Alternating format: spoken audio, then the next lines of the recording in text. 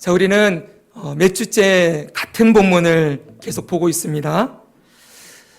먼저 보게 될 것은 보여주십시오. 우리 27절에 복음에 합당하게 살아라, 생활하라, 이 구절은 하나님 나라의 시민답게 살아라, 이런 뜻이라고 배웠었지요. 이것을 좀 다르게 표현하면 성도는 복음으로 구원받은 자로서 하나님의 자녀답게, 누구답게요? 하나님의 자녀답게 변화된 삶을 살아야 한다, 이렇게 해석할 수 있을 것입니다. 이것을 조금 더 간결하게 줄이면은 성화의 구원을 이루는 삶을 살아라 말씀하시는 거예요. 따라합시다. 성화의 구원을 이루는 삶을 살라. 네, 우리가 지금 1장의 빌립보서 1장의 말씀을 읽었는데 그 다음 장 2장에 보면은 2장 12절에 이렇게 말씀이 되어 있어요. 그러므로 나의 사랑하는 자들아, 너희가 나 있을 때뿐 아니라 더욱 지금 나 없을 때에도 항상 복종하여 두렵고 떨림으로 너희 구원을 이루라. 너희 구원을 이루라. 여러 번 말씀드렸지만 우리가 이미 구원받았는데 무슨 구원을 또 이루어야 됩니까? 우리가 열심히 선을 행하고 말씀 잘 지키고 해서 우리의 구원을 우리 스스로 이루어야 하는 것입니까?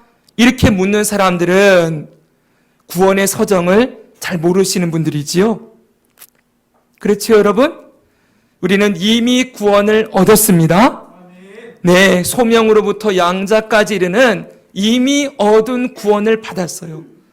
그러나 우리는 지금도 현재 구원을 받고 있는 중이라고 했지요. 성화와 구원, 현재 이루어지고 있는 구원이 있고 또 앞으로 이루어질 구원, 영화도 있습니다. 그렇기 때문에 우리가 구원받았다고 다 끝나는 게 아니고 하나님의 자녀가 되어서 이 땅을 살아갈 때 계속해서 우리는 하나님께서 우리를 구원해 주시는 구원을 받으며 살아야 되는 존재라는 것을 말씀해 주고 있는 것이지요. 여기 말하는 힘써 두렵고 떨림으로 너희 구원을 이루라, 이 말씀은 성화의 구원에 동참해라 라는 말씀으로 이해하면 되는 것입니다. 사랑하는 여러분, 우리가 앞에서 봤던 하나님의 나라의 복음에 합당하게 생활하라, 그리고 오늘 우리가 보는 너희 구원을 여기서 나오는 이루라, 생활하라, 이루라, 전부 명령형이에요. 뭐라고요? 명령형. 자, 여기서 우리가 오해할 수 있어요. 아, 그러면 내가 열심히 해야 되는 거구나 라고 오해할 수 있는데, 다시 한번 강조합니다.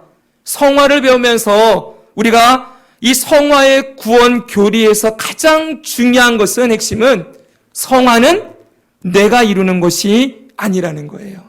아멘. 성화는 성령께서 전적으로 우리 안에 하나님 아버지께서 보내신 성령 하나님께서 이루시는 구원이라고 강조해 드렸지요. 성화는 내가 하는 것, 내 의지나 내 노력으로 거룩한 변화, 성화의 두 가지 목표인 죄를 이기고 하나님의 형상을 회복하는 것, 우리 힘으로는 불가능이에요. 그래서 보혜사를 보내주셨어요. 성령께서 그 일을 하시겠다는 거예요. 단 중요한 것은 성령께서 우리를 그렇게 변화시켜 나가실 때 우리는 가만히 있으면 되냐? 그게 아니라는 거죠. 성령이 우리를 변화시키고자 하실 때 우리가 해야 되는 건 뭐예요? 반응해야 된다는 거예요. 성령님께서 너 그만해라 그럴 때 그 성령의 말씀을 무시하고, 아니요, 나는 내 멋대로 하고 싶은데요, 그러면서 막 마음대로 가는 게 아니라 성령께서 너 그만해야지, 너 이제 거기 멈춰야지 라고 하실 때, 예, 성령님, 제가 잘못했습니다. 여기서 멈추겠습니다. 내려놓겠습니다. 내 주장, 내 고집, 내 의지, 내 정욕, 내 탐욕, 이 모든 내 자아를 깨트려서 성령님의 다스리심에 굴복하고 순종하고, 그리고 결단하며 성령의 일으키시는 거룩한 변화에 동참하고자 하는 의지, 그분의 이끄심에 따라가겠노라고 하는 의지를 드리는 것, 이게 우리에게 필요하다고 말씀을 드렸어요. 이런 의미에서 볼 때 너희가 복음에 합당하게 생활하라, 두렵고 떨림으로 너희 구원을 이루라 라고 했을 때 예, 제가 구원을 이루겠습니다 이렇게 하라는 것이 아니고, 성령께서 너를 변화시켜 나갈 때 너희가 힘써 그 변화에 동참하는 자가 되어라. 그 변화를 거부하지 말고, 말씀하심을 무시하지 말고, 두렵고 떨림으로 성령님이 말씀하시는 그 말씀에 순종하기를 결단하고 따라가라. 이렇게 이 말씀을 이해하면 되는 것이죠. 자, 그러면 성령께서 우리로 하여금 우리를 구원받은 하나님의 자녀로 합당한 모습, 복음에 합당한 모습으로 우리를 변화시켜 나가실 때, 다시 말하면 성화의 구원을 일으키실 때 그 첫 번째 변화, 어떤 변화를 일으키시는가 봤더니 첫 번째 변화가 바로 한 마음과 한 뜻으로 복음의 신앙을 위하여 협력하는 것이다 라고 말씀을 드렸습니다. 우리 27절 말씀 같이 한번 읽겠습니다. 오직 너희는, 시작, 오직 너희는 그리스도의 복음에 합당하게 생활하라. 이는 내가 너희에게 가보나 떠나 있으나 너희가 한 마음으로 서서 한 뜻으로 복음의 신앙을 위하여 협력하는 것과. 아멘. 우리는 지난 몇 주간 동안 이 말씀을 통하여 성화와 교회의 관계에 대해서 배웠습니다. 한 마음과 한 뜻으로 협력하는 건 개인 혼자 할 수 있는 것이 아니에요. 협력은 나 혼자 협력하는 거 없지요? 반드시 상대방이 있어야 되겠지요? 다른 사람이 있어야 돼요. 반드시 공동체가 있어야 한다는 것입니다. 한 마음과 한 뜻으로 복음을 위해 협력하는 것은 반드시 공동체 안에서 이루어야 되는 변화라는 것이지요. 그래서 하나님은 죄인이었던 우리를 구원하셔서 소명과 중생과 믿음, 회심, 칭의, 양자됨을 통하여서 하나님의 자녀로 딱 삼아주신 다음에 자녀된 자들을 한 공동체 안으로 불러 모으셨다는 거예요. 교회의 뜻, 부르심을 받은 자들의 모임, 하나님이 불러 놓았다는 거예요. 왜 불러 놓았냐? 이 안에서 성화를 연습하고 훈련하게 하시려고. 한 마음과 한 뜻이 되려면 자기를 깨트려야 되죠. 내가 시퍼렇게 살아있는 모습으로 어떻게 한 마음을 만들 수가 있겠습니까? 여기 우리가 50명이 앉아있으면 각자의 마음이 다 다른 마음인데 이 50개의 마음을 한 마음으로, 여러분 생각이 다 다른데 우리 생각이 이 우리의 생각과 가치관과 기준, 관념, 이것을 하나로 딱 묶어서 한 뜻으로 만들어내는 것. 그래서 복음의 신앙을 위하여, 복음의 신앙이 뭐예요? 예수 그리스도를 믿는 믿음의 삶을 위하여서 서로 협력하도록, 한 마음과 한 뜻으로 하나 되어 예수 그리스도를 위한 믿음의 삶을 살아가도록 우리를 불러놓았다는 거예요. 이게 교회의 가장 큰 영광이요 놀라운 비밀이에요. 왜 우리 묶어놨냐? 주일날마다 우리가 왜 이렇게 모이냐? 언제가 말씀드렸지요? 기독교의 교회는 저기 공산당 집단보다 훨씬 더 강력한 집단이라 그랬어요.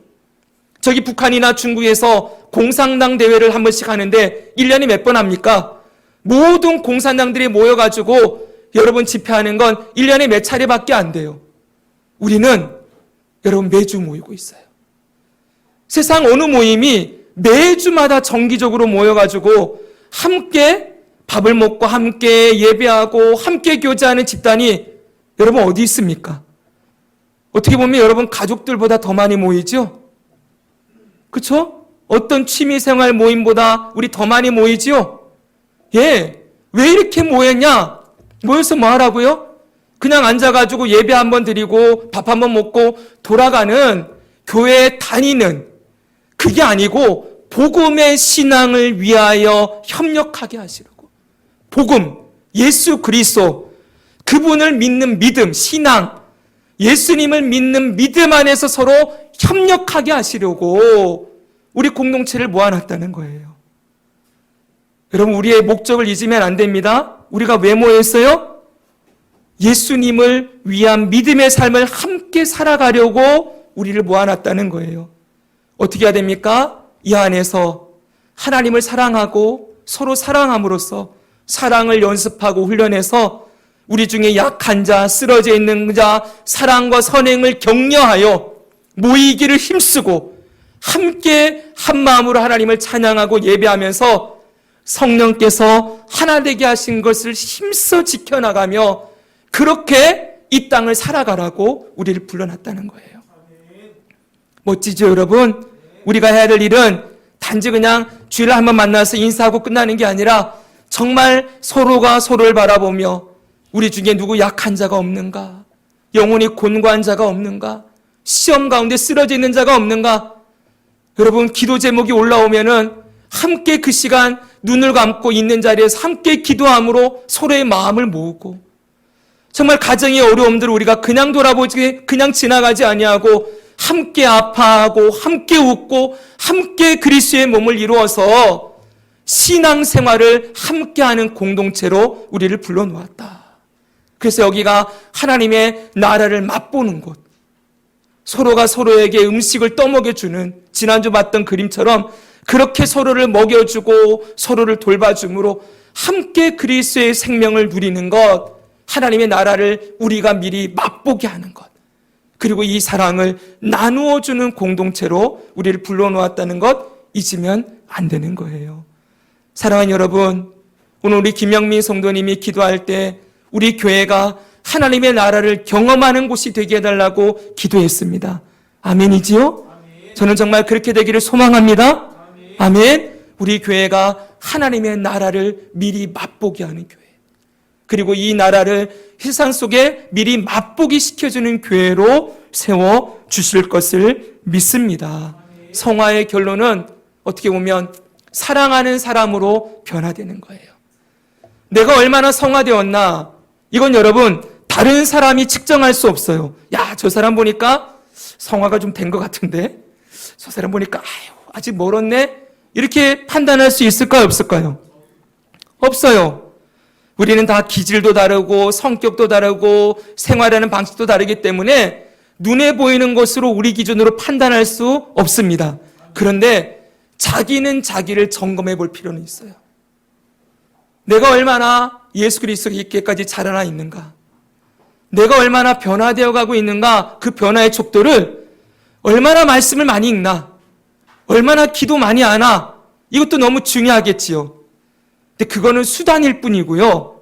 결국 뭐가 나와야 되는 거예요? 내가 얼마나 사랑하는 자로 변화되었는가. 이전에 예배 드릴 때 그냥 1시간 그냥 앉았다 갔어요. 그런데 의무감으로 책임감으로 때로는 예배 안 드리면 하나님이 나한테 벌 줄 것 같은 죄책감으로 두려움으로 예배 시간에 나왔는데 어느 순간부터인가 예배를 드리면서 찬송하는데 가슴에서 울림이 나오는 거예요. 그 크신 하나님의 사랑을 부르는데 마음에서 정말 내가 하나님의 사랑을 받은 자구나, 예수님의 그 십자가 보혈의 은혜를 입은 자구나 라고 하면서 가슴이 떨리기 시작하는 거예요. 여러분, 그게 여러분의 마음이 좋은 마음으로 여러분이 바꿔서 된 게 아니라 끊임없는 성령의 역사로 여러분의 굳은 마음이 부드러워지면서 그 사랑이 경험되어지고 깨달아지면서 하나님을 사랑하는 사람으로 예배하는 자로 변화시켜주는 증거가 되는 것입니다.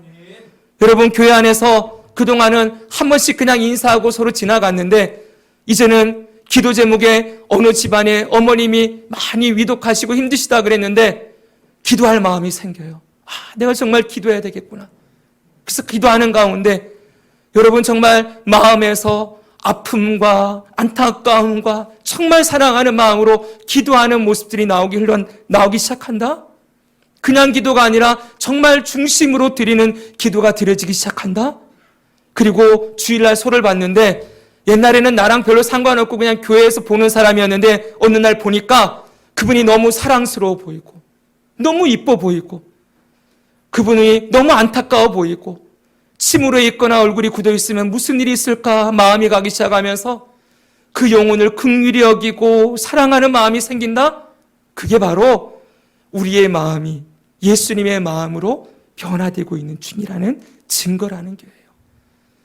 여러분, 그렇게 우리가 변화되기 원합니다. 이건 제가 변화되십시오 그래가지고 되는 게 아니에요. 제가 여러분들에게 예배를 잘 드리십시오 아무리 외쳐도 소용없다는 걸 제가 너무 잘 알고 있어요. 저는 목사로서 분명하게 알고 있는 건 제 한 시간의 설교가 여러분들을 변화시키리라는 건 저는 절대 기대하지 않아요. 예전에 젊었을 때 청년부 지도하고 젊은 시절에 사역할 때는 내가 이렇게 설교하면 사람들이 이렇게 변하겠지. 여러분, 천만에요. 사람은 목사의 설교로 변하지 않습니다. 사람은 하나님만이 변화시킬 수 있습니다. 제가 설교하는 이유는 딱 한 가지예요. 제 일이니까. 제 사명이니까.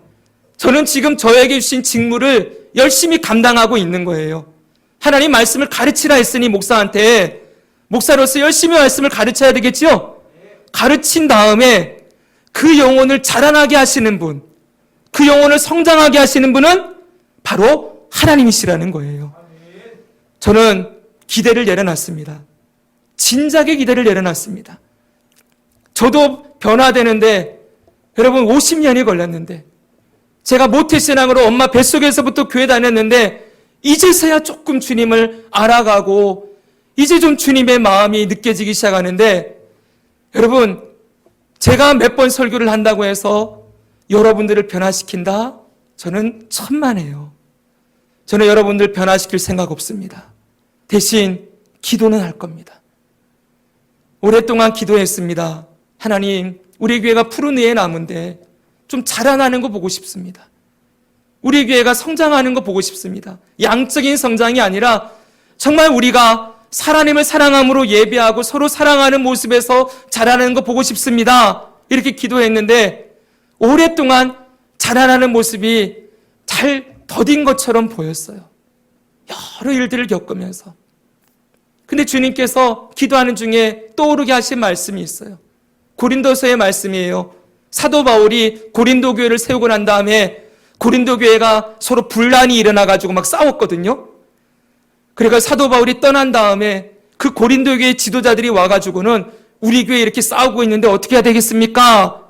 바울 사도님, 우리에게 말씀을 좀 주십시오. 그랬더니 사도 바울이 편지를 써보내요. 고린도 전서예요. 그 편지에 이렇게 써놨어요. 나는 물을 주었고 심었고, 사도 바울은 복음을 심었다는 거예요. 사도 바울 다음에 그 고린도 교회의 2대 목사님인 아볼로가 있어요. 이 아볼로도 떠나간 상태예요. 이렇게 얘기해요. 1대 목사인 나는 심었고 2대 목사인 아볼로는 물을 주었다. 근데 그 다음에 자라나게 하시는 분은 하나님이시다. 그 말씀을 주셨어요. 저는 결단했어요. 자라나게 하는 것, 열매를 맺게 하는 건 하나님의 몫이고 저는 열심히 씨 뿌리고 물 주겠습니다. 사랑하는 여러분, 저는 여기 혼자서도 예배할 수 있어요. 금요기도회에 혼자 찬양하고 예배해도 괜찮아요. 예전에는 여기 많은 분들이 계셔서 함께 찬양하고 예배하면 좋겠구나 이런 마음이 있었지만 그러면서 성도들이 막 함께 찬양하고 막 회중들이 그러고 있으면 제가 인도를 잘해가지고 야, 이렇게 은혜를 함께 누리는구나 그러면서 교만했었는데 다 깨트렸어요. 깨워졌어요. 이제는 아무도 없어도 혼자 예배해도 괜찮습니다. 여러분이 필요 없다는 말이 아니라 열심히 제가 할 일은 여기에 씨를 뿌리고 물을 주는 일, 그게 내 일이니까, 제 일이니까 그 열심히 하고 있으면 되는구나. 이 마음으로 앞으로도 목회할 거예요. 제가 제 자랑을 하려고 하는 것이 아니라 사랑하는 여러분, 그러나 여러분들이 분명하게 알아야 될 것은 하나님이 정말 기뻐하는 모습은 자라나기를 원하신다. 제발 그 자리에 머물러 있지 마십시오. 성령께서 우리를 바꾸어 가려고 하실 때 아예 싫어요. 나는 이 모습 이대로가 좋아요. 왜 자꾸 나한테 뭐 시키세요? 왜 자꾸 나한테 하지 말라고 하세요? 귀찮아 죽겠는데 얼마나 번거로운데 그거 자꾸 나한테 시켜가지고 나를 이렇게 힘들게 하세요. 좀 이따 그 얘기할 거예요. 여러분, 그러나 그 성령의 일으키시는 변화, 그걸 귀찮아하고 무시하고 싫어하지 말고 변화시키려고 하실 때, 네, 성령님, 제가 변화되기 원합니다. 네, 예수님, 제가 예수님 좀 닮아가는 사람 되고 싶습니다. 예수님, 제가 예수님의 향기를 좀 나타내는 사람으로 살고 싶습니다. 나를 바꾸십시오. 늘 성령의 인도하심에 순종하고 결단하고 말씀을 들을 때 그냥 동의하는 것으로만 끝나지 말고, 다시 여러분, 동의하는 것. 아, 그냥 그렇구나 라고 깨닫고만 지나가지 말고, 말씀을 들었으면 어떻게든 저 말씀대로 내가 살아보고 싶습니다.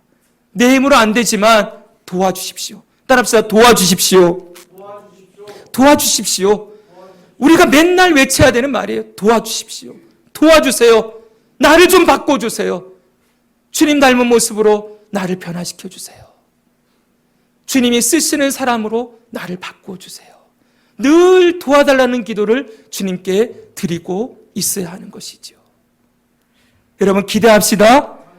여러분이 자라날 것을 기대합시다.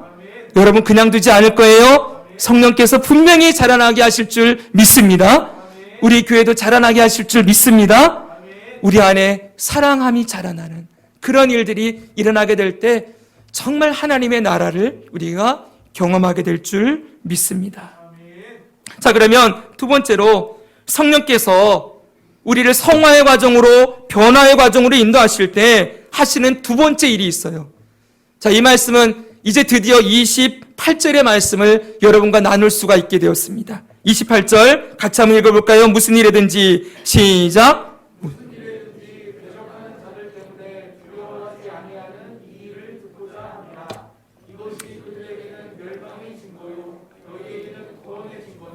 이는 하나님께로부터 난 것이라. 아멘. 자, 성령이 우리를 변화시켜 나가실 때 하시는 두 번째 일 무엇인가? 여기 초반절 앞절에 나오는 것처럼 무슨 일에든지 대적하는 자들 때문에 두려워하지 아니하게 되는 것. 이게 말을 좀 이렇게 어순을 꽈놔서 이게 그냥 읽으면 무슨 말인지 몰라요. 쉽게 말하면 어떤 일에도 흔들리지 않는 담대한 사람이 되는 것, 이런 뜻이라는 거예요. 여기 두려워하다 이 말의 뜻은 여러분 말 아시죠? 타는 말. 말이 앞에 뭔가 장애물이 나타나면 막 잉 하면서 이렇게 밧발 들고 막 놀래잖아요. 바로 그 모습을 얘기하는 거예요. 어떤 일이 일어났을 때 소리를 캬 지르면서 앞발 들고 놀래는 것. 그거 안 하게 되는 것. 그걸 안 하게 되는 것이 성령님이 일으키시는 변화라는 거예요. 즉, 어떤 일이 일어나도 놀라거나 두려워하지 않는 사람으로 변화되는 것, 이걸 성령님이 하고 싶어하는 변화라는 거예요.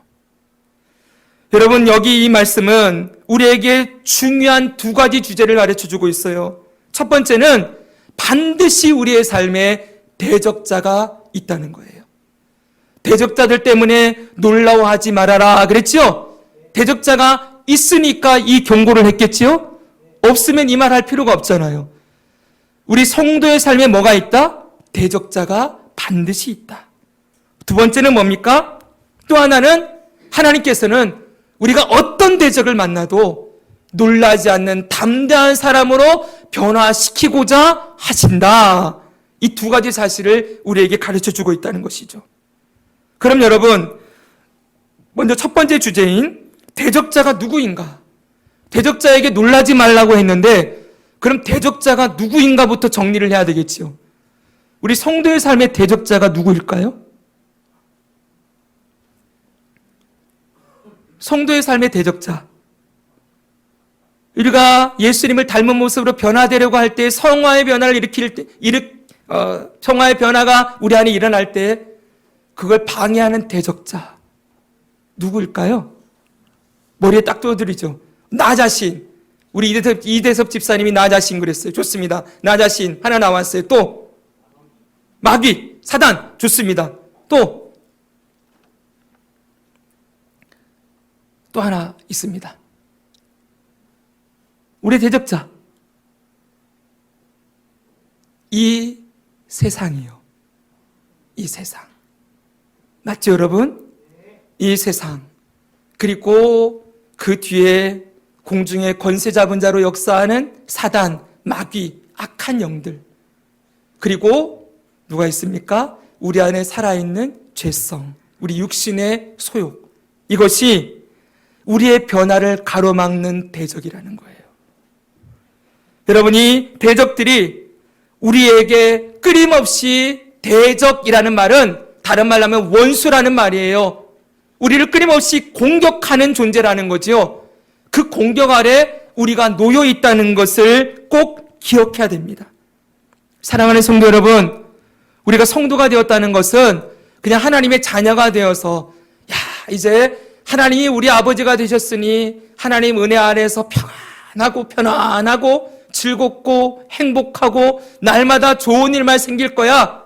만사형통, 문제 해결, 무슨 일이든지 하나님이 다 알아서 해준다고 했으니까 이제는 그냥 편안하게 잘 살 수 있을 거야. 이런 기대를 가지시는 분이 많이 있으실 터인데, 물론 일면은 맞습니다. 하나님이 우리의 공급자가 되시고 선한 목자가 되시고 보호자, 위로자, 치료자, 구원자가 되셔서 우리를 인도하실 거예요. 아멘이죠? 그러나 그 반대편에는 반드시 우리에게 믿음의 삶을 방해하는 방해자와의 싸움, 영적 전쟁이 시작되었다는 것을 의미하기도 한다는 것을 꼭 기억해야 됩니다. 사랑하는 여러분, 우리가 성도가 되었다는 것은 바로 그리스도의 군사가 되었다는 의미이기도 해요. 제 말이 아니라 성경에는 성도에 대해서 여러 호칭들을 붙여놓고 있어요. 성도를 하나님의 자녀, 하나님의 백성, 그리고 예수 그리스도의 종, 그리고 예수님의 형제, 이렇게도 얘기하지만 또 하나는 그리스도의 군사라는 그런 호칭도 있죠. 그리스도의 제자, 그리스도의 증인, 그리스도의 신부, 이런 호칭들도 붙여져 있다는 걸 잊으면 안 된다는 거예요. 그리스도의 군사로 우리를 부르셨다. 군사는 싸움하는 사람이지요. 전쟁을 감당하는 사람이라는 것을 말씀해 주고 있어요. 성경은 우리에게 이렇게 가르쳐 줍니다. 특별히 예수님은 이렇게 말씀하셨어요. 요한복음 15장 보십시오. 같이 한번 읽을까요? 세상이 시작. 세상이 너희를 미워하면 너희보다 먼저 나를 미워한 줄을 알라.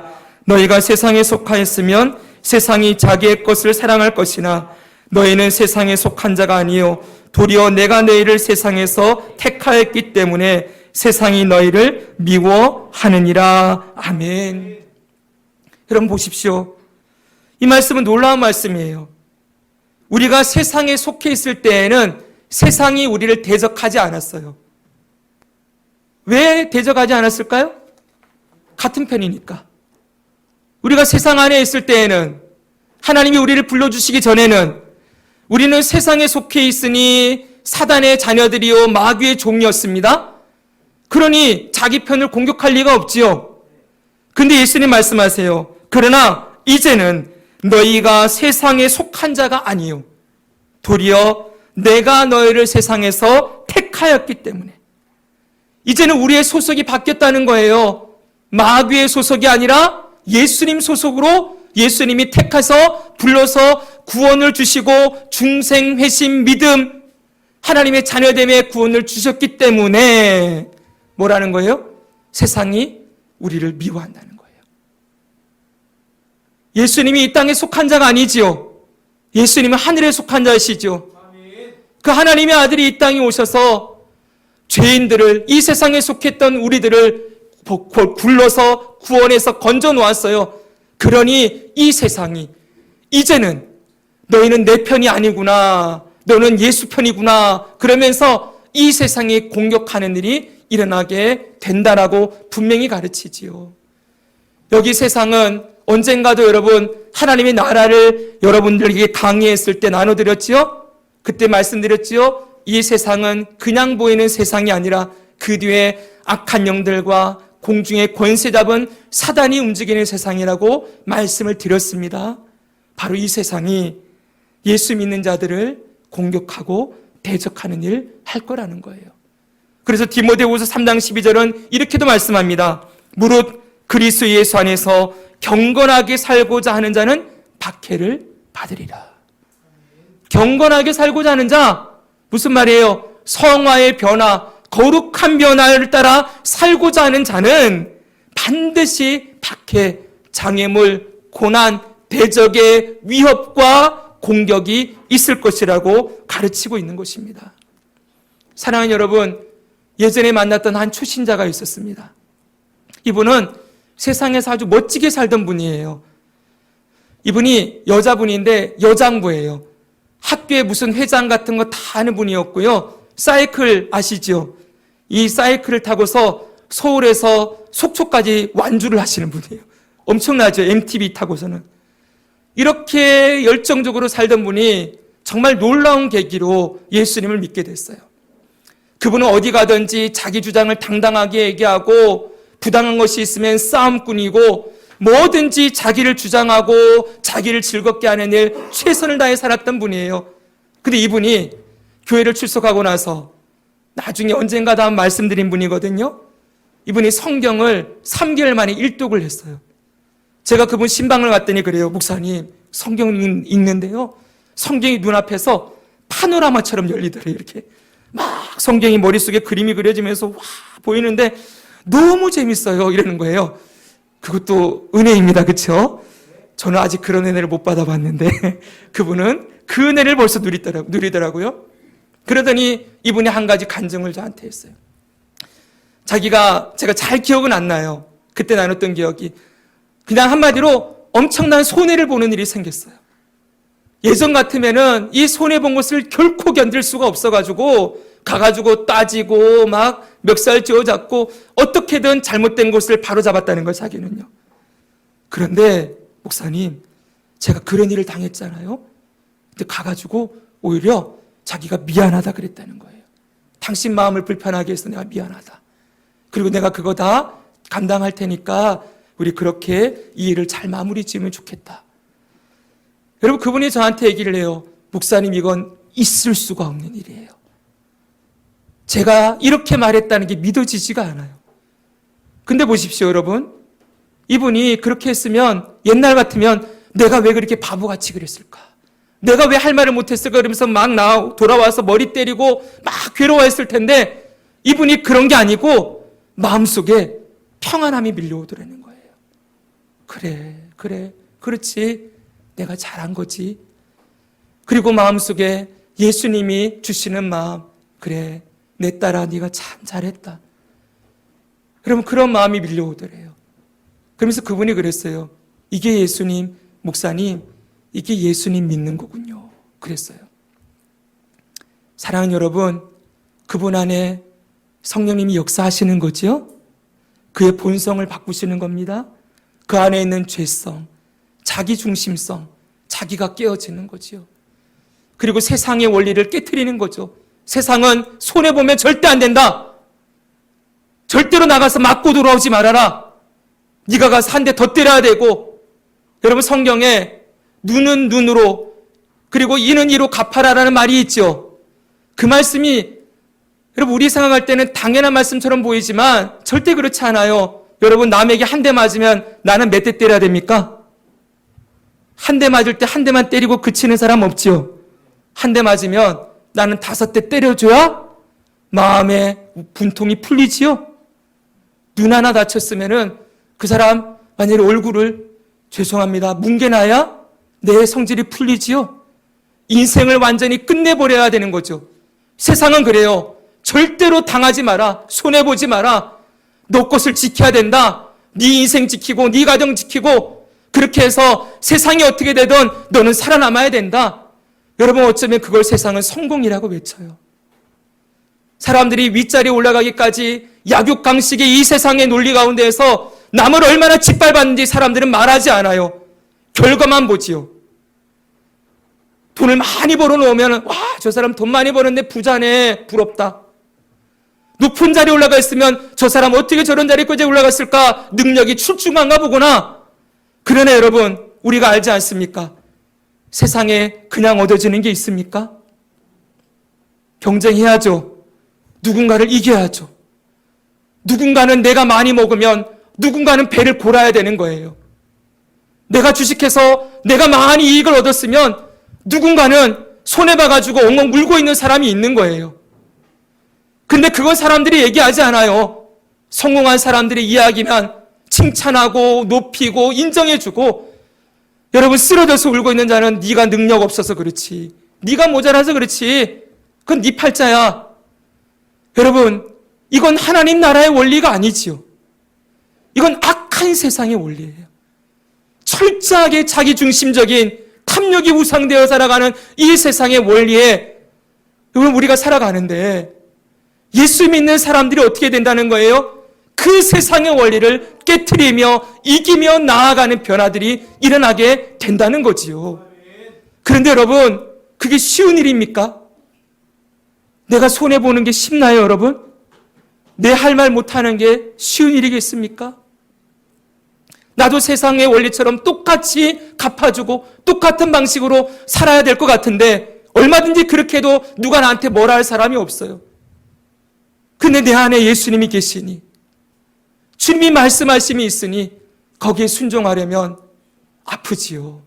힘들지요. 대가가 치러진다는 거예요. 여러분, 대적자의 고난을 외적인 핍박으로만 생각하면 안 돼요. 우리는 지금 편안하게 예배를 드리고 있어요. 그렇죠? 저 북한의 성도들은 오늘도 저 지하에서, 우리 지난번에 북한 선교 세미나 했었지요. 선교사님 와서 그러잖아요. 북한의 지하교회 그러면 거창하게 지하에 굴 파고 들어가서 로마 시대 카타콤처럼 여러 사람이 모여가지고 숨죽여 찬양하고 예배하고 있겠구나. 그거 아니라고 했어요. 지하교회 뭐라 그랬습니까? 가정이래요, 가정. 예수 믿는 사람 가정이 남편과 아내가 이불 뒤집어 쓰고 숨죽여서 찬양하고 한약하고, 여러분, 성경 몇 구절 읽고 기도하는, 그게 가정교회라 그랬어요. 그게 지하교회라고. 여러분, 그들은 그렇게 신앙을 지키며 나아가는데 우리는 그런 환경 아니잖아요. 너무 좋지요. 우리에게 외적인 대적은 없어요. 그러나 어쩌면 우리는 더 강력한 대적들을 지금 만나고 있는 거예요. 이 자본주의 사회에서, 이 물질 만능주의 사회에서, 이 성공 우선주의 사회에서. 사랑하는 여러분, 그리스도인들은 뭐라고 합니까? 누구를 섬기고자 하는 자는 여러분 섬겨야 하는 자가 될 것이다. 예수님이 종이 되어 섬기는 자로 우리를 부르셨어요. 세상을 섬기는 자로, 그리고 주님의 사랑을 나누는 자로 저와 여러분을 부르셨기 때문에 어쩌면 우리는 훨씬 더 내적인 갈등, 그리고 이 삶의 원리 가운데서 살아갈 때 우리가 손해보고 대가를 치르고 내가 대신 눈물 흘리고 아파야 되는 어쩌면 더 힘든 대적들을 만나고 있을지 모르겠어요. 그러나 여러분, 그럴 때 내가 왜 그랬지? 나도 할 말 했어야 되는데. 내가 왜 바보같이 그거 다 당하고 있었지? 이러면서 여러분, 후회가 찾아올 때마다 아니야, 예수님이 그러셨지. 예수님은, 아무 죄가 없으신 예수님은 침뱉음도 당하셨지.